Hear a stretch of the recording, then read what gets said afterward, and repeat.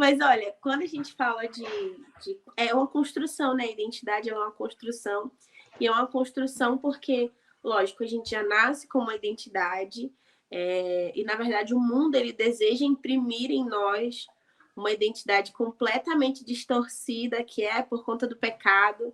Então, Romanos 1, inclusive, vai falar que por conta da vontade, da maldade do coração do homem, o Senhor entregou o homem à sua própria vontade para viver conforme achasse melhor. Então, existe no mundo, e aí vocês falaram um pouco sobre isso, né? Um mundo que dita como você tem que ser, né? A roupa que você tem que vestir, o comportamento que você tem que ter, o pensamento que você tem que ter, o que você tem que falar, né? E isso numa geração que vive sendo bombardeada por informações, constantemente a gente tem um influencer falando que você tem que vestir isso, ou que você tem que usar isso, ou que você tem que falar isso. E isso vai de encontro completamente com aquilo que a Bíblia diz. Então, existe um momento de choque, né? Eu acho que para todo crente ou para todo jovem que está ali iniciando, ou para todo novo convertido, inclusive, existe esse choque de identidade. Bem, eu era isso, mas agora Jesus diz que eu sou isso. E aí, como vocês acham, de que maneira a igreja ela pode ajudar no alicerce, assim, no alicerce de um jovem, de um adolescente que tem um bom alicerce, quanto à sua identidade? De que maneira a igreja pode ajudar a construir essa identidade em Cristo Jesus? E aí, Dodô, quer responder essa? Você como pastor? Deca, vamos lá. Eu acho que, assim, a igreja... Essa pergunta, na verdade, Vicky, é uma pergunta que eu me faço sempre. Estou sempre me fazendo ela. Como que a gente pode ajudar esses meninos a encontrarem a identidade deles, a encontrar a perspectiva deles, o propósito deles? E eu acho que passa por a gente oferecer para eles condições de poder buscar essa identidade em Cristo, sabe? Às vezes a gente se preocupa muito em fazer muitas programações, que eles tenham momentos em que eles gostem, mas o que mais me apaixona na igreja, e quando eu falo igreja agora, eu estou falando no aspecto de comunidade, tá? Uma comunidade local, que se reúne no local. É quando a igreja entrega para ele condições dele compreender a identidade dele em Cristo. Como é que isso funciona? Eu sei que vai parecer piegas eu falar isso, mas eu sou apaixonado pela EBD, porque na EBD é um momento em que ele vai aprender a ler a Bíblia a ler a identidade dele a partir da perspectiva bíblica. Então ele vai aprender a ler a Bíblia, ele vai aprender os contextos bíblicos, ele vai aprender sobre várias coisas que vão além da identidade dele, mas que tem tudo a ver com a identidade dele, com o propósito dele. De qual história que ele está participando, né? É a história dele que ele está escrevendo, é a história de Cristo.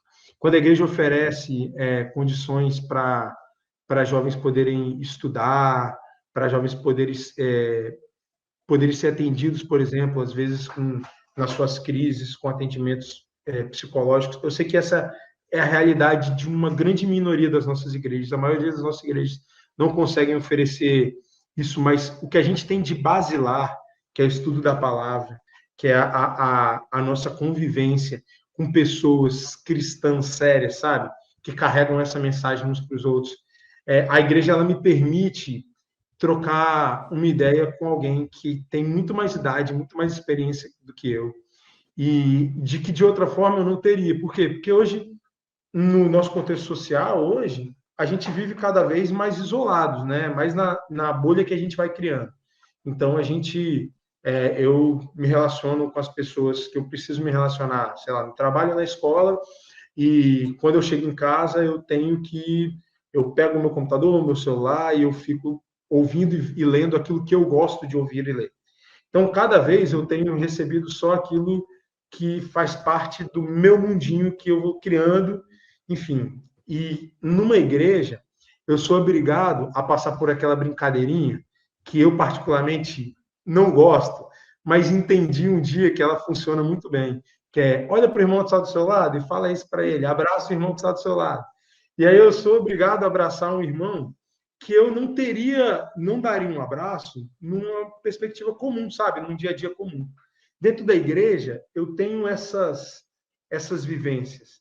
Dentro da igreja, eu sento numa sala de EBD com pessoas de várias classes sociais, com vários graus de escolaridade, e a gente está ouvindo o irmão fulano, sabe? Que talvez não tem nem ensino médio completo, mas que fala de Deus com uma percepção assim que nenhum de nós daquela sala temos. Então, eu acho que tudo que a igreja entrega da forma mais basilar, os seus cultos, as pregações, as EBDs, os encontros, esses convívios, assim, quando a gente tem um retiro de uma igreja, cara, que eu posso sentar com uma pessoa que é bem mais velha do que eu e ouvir a história dela. Uma das coisas que eu mais recebi nesse projeto da Junta que eu comentei no início, que eu fui, foi o convívio com o irmão que morreu recentemente, o irmão Paulo. O irmão Paulo, ele era assim, velho de guerra em projetos da Junta, estava sempre em todas Megatrans que tinha, projeto missionário, e cada vez que eu sentava com ele, cara, era como se eu tivesse feito um semestre, assim, um seminário, de tanta coisa boa que ele me falava, tantos ensinamentos que eu aprendi. Então, eu acho que o dia a dia da igreja, o vivenciar a igreja, o vivenciar uma comunidade local, vai criando nos nossos jovens essa perspectiva de mundo, essa ideia de quem eles são de verdade, vai criando neles essa casca para a gente saber o que é cultural, que eu posso adquirir, que é bom para a minha vida, mas o que é maléfico para mim. E tudo isso vem com as coisas mais simples, sabe? Eu sou batistão, vi que sim, muito, não só porque eu nasci na igreja, mas porque desde de quando a gente canta inário na igreja, a gente vai aprendendo essas coisas, né? Como é que a gente vive no evangelho. Então, esse dia a dia da igreja, da comunidade local, do convívio com o seu pastor, do convívio com seus irmãos, de uma EBD, vão despertando na gente aprender a Bíblia, aprender com os testemunhos dos outros. E aí vai criando aquilo que nós somos, ou vai moldando a gente para aquilo que a gente quer se tornar, né? Encontrar nossa verdadeira identidade em Cristo. Eu acho que é isso. Eu sei que é um tanto clichê o que eu falei, mas eu realmente acredito nisso. Acredito que a vida comunitária da igreja, ela reforça o caminho que a gente quer, a nossa fé em Jesus, aquilo que a gente acredita, e ajuda, especialmente a gente nessa fase de juventude, que tem muitas escolhas muito importantes para fazer, ajuda a gente a se guiar, a direcionar o nosso caminho, a ouvir melhor a voz de Deus, né? E a entender que essas pressões vão existir para sempre, mas que eu posso absorver só o que é benéfico para mim e o que está na palavra de Deus. Eu acho que é por aí. Perfeito. Rebeca, quer acrescentar algo? Eu acho que, assim, eu não gosto que ela fala, né? Não, só para acrescentar uma coisinha, assim, como se a outra pessoa tivesse falado o suficiente. Mas eu acho que se eu pudesse resumir o que eu penso sobre isso, eu entendo que a igreja pode contribuir, né, para consolidar essa questão da identidade, pensando em maneiras práticas de apresentar o Deus que Jesus conhece. Se a gente tiver isso em perspectiva, quem é esse Deus que se apresentou enquanto Pai de Jesus e como nós podemos conhecer mais a Ele e nos conhecer também a partir desse contato com quem Ele é, mas de uma maneira que faça sentido para as pessoas, né? Que não seja apenas um discurso, né? Uma pregação, uma palestra distante da realidade das pessoas, mas o Deus que Jesus conhece é um Deus que se importa, que caminha com a gente, que está presente. E é um Deus que também entende e nos acolhe nas nossas crises de identidade. Então, eu entendo que tem a ver com a maneira como a gente apresenta quem esse Deus é. E aí isso vai influenciar, como eu disse no começo, como a gente se relaciona com Ele. Nas crianças, os adolescentes, os jovens, os adultos, os idosos, cada um tem a sua particularidade de aprendizado. A gente também precisa respeitar isso enquanto igreja. Mas é apresentar o Deus que Jesus conhece de uma maneira que faça sentido. Acho que isso pode contribuir nessa caminhada, né, de construir a identidade dos nossos adolescentes, das nossas crianças, dos nossos jovens também. Perfeito.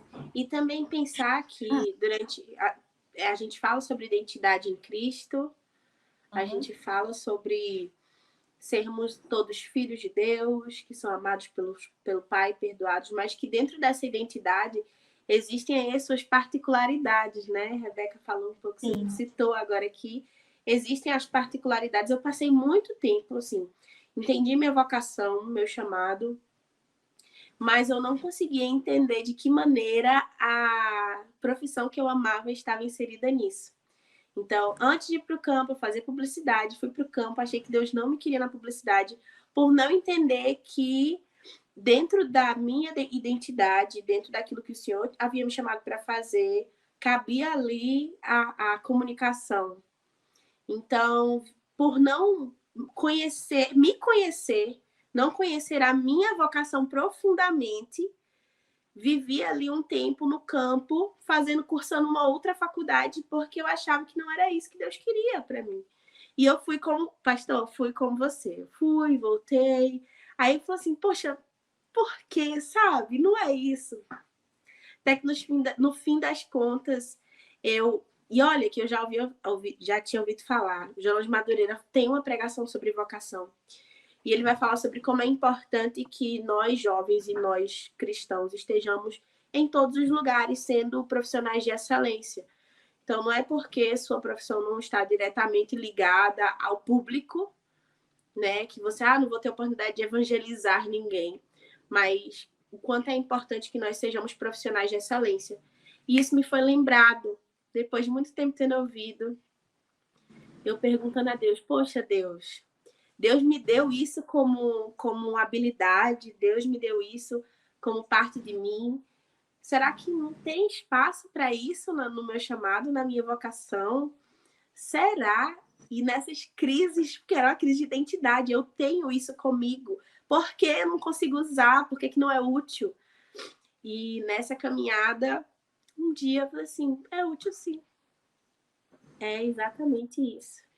E ter a oportunidade de trabalhar com várias coisas e ter a oportunidade de trabalhar, acho que dentro da igreja, e ter a oportunidade de, inclusive, errar, né? De testar, de voltar atrás, foi o que construiu, me ajudou a construir e alicerçar a minha identidade em Cristo, sabendo a minha identidade em Cristo é filha, é serva, é amiga, e é também dentro das minhas particularidades, com uma personalidade diferente, contribuindo de maneiras diferentes que o outro. Isso para mim foi muito fundamental, e foi muito fundamental, inclusive, porque essa foi uma conversa no Despertar de 2017, que foi onde eu entendi o meu chamado, foi no Despertar de 2017. E como é importante, eu acho que trazer sempre a discussão, é lindo. E é lindo a gente poder falar sobre isso dentro das igrejas, é lindo a gente poder ter um espaço para poder compartilhar sobre isso, né? Aqui no podcast mesmo, eu acho fantástico, porque, afinal, se a gente não discutir sobre isso, alguém vai discutir. O mundo vai discutir. E ele vai discutir da forma como ele acha que tem que ser. Eu concordo. E só fazendo um gancho com o que você falou, eu acho que uma outra coisa que a igreja pode fazer, Vicky, é a gente falar sobre o que a gente ainda não está falando. Né? Existem outras vozes, outras coisas que estão tentando definir quem nós somos. E a gente fingir que isso não está acontecendo não vai fazer com que suma. Então a gente precisa sim falar sobre os muitos debates que estão acontecendo na nossa sociedade, né? O que a Bíblia tem para dizer sobre isso. E a Bíblia fala. Né? Pode ser que ela não diga com as mesmas palavras, né, que a gente está vendo no jornal ou no Instagram, mas ela tem algo para dizer sobre a nossa identidade em Cristo. E o que é isso? Como que a gente está apresentando isso? Né? E gerar espaço de conversa, né? Que bom que no Despertar de 2017 alguém falou sobre isso e te ajudou a entender qual era a sua vocação. E hoje você está aqui, anos depois, vivenciando isso. Olha que bonito. Então a gente precisa conversar sobre o assunto. E pode ser que pra gente que está na liderança seja desconfortável, que a gente vai ter que falar sobre coisas que talvez a gente não concorde. Mas é o que as nossas crianças, os nossos adolescentes, os nossos jovens estão ouvindo, vendo, lendo. Então, a gente precisa falar, né? Vai gerar um pouquinho de desconforto, mas é importante para o nosso crescimento enquanto igreja também.